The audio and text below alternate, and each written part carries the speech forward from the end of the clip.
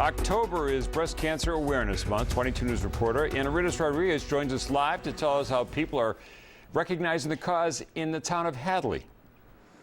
Well, we at 22 News are recognizing it by wearing pink today in honor of Breast Cancer Awareness Month. And more than 250,000 women were diagnosed with breast cancer last year. It's the most common cancer among women, accounting for 1 in 3 women being diagnosed with cancer. Researchers say the risk increases with age. People we spoke with say everyone is affected by this disease. My mom had 2 bouts of it. She unfortunately passed away, but because of her having breast cancer, I do the Rays of Hope walk. And the 19th annual Rays of Hope Walk steps off this Sunday in Greenfield and Springfield. For starting times and location, log on to our website, wwlp.com. Live in Northampton, ANARIDIS Rodriguez, 22 News. With this being Breast Cancer Awareness Day, 22 News is working for you to answer questions about this very serious disease. Joining us in the studio, we have Dr. Thomas Johnson, a surgeon at Wing Memorial Hospital in Palmer. Thank you, doctor, for joining us today.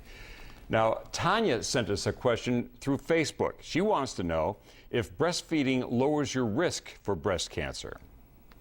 That's a good question. I think a lot of people have concerned about that because it pushes breastfeeding into the limelight. I think it helps a lot of people with a first-degree relative with breast cancer or a strong family history. Those are the people that have been found to have the most beneficial effect of it. I think it promotes breastfeeding for another reason. But does it affect everyone the same? It really depends on their family history and the amount of genetic basis that it may be a benefit for. Obviously, there's a lot of myth and a lot of questions about this disease. Scott sent us a question also via Facebook. He wants to know how many cases of male breast cancer you treat in a year.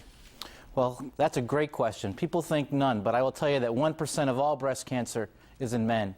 And we find that men present in later stages because they don't have the education or the experience to check on themselves or even be checked by their primary care doctors. So 1% of breast cancers are in men. They often present a little bit later and don't do as well because of that. The cancer itself is no different. It's treated stage by stage the same way. It makes imaging and screening, not yet clear. But I think anyone with any palpable concerns or a strong family history, specifically in first-degree relatives or possible genetic family history of breast cancer, should be checked out very closely. All right. Do you encourage men to do breast self-exams? I encourage men to do exams on themselves and their testicles, and yes, their breasts. If they feel anything, they rub up against their area, it hurts more than usual. It's something to take seriously and not dismiss. All right. Dr. Tom Johnson, thank you very much for joining us this afternoon. Thank you. All right. This brings us to tonight's 22 News Interactive Internet Poll question. We want to know if you or anyone in your family has ever been diagnosed with breast cancer. Log on to wwlp.com, click your vote. We'll have results tonight on 22 News at 11.